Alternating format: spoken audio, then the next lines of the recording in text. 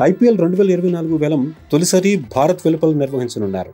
2024 season నుంచి ఐపీఎల్లో కొత్త రూల్ అమల్లోకి రానున్నట్లుగా తెలుస్తోంది. బ్యాట్, బాల్ మధ్య పోటీని పెంచడానికి ఒకే ఓవర్లో 2 బౌన్సర్లను అనుమతించనున్నారు. ఈ కొత్త రూల్ ను ఇటీవల జరిగిన దేశవాళీ టీ20 టోర్నీ సయ్యద్ ముస్తాక్ అలీ ట్రోఫీలో అమలు చేశారు. ఈ నిబంధన బౌలర్లకు కలిసి వస్తుందని పేసర్ జయదేవ్ ఉనద్కత్ అభిప్రాయపడ్డాడు. ఒకే ఓవర్లో 2 బౌన్సర్లు బౌలర్లకు ఉపయోగకరంగా ఉంటుంది.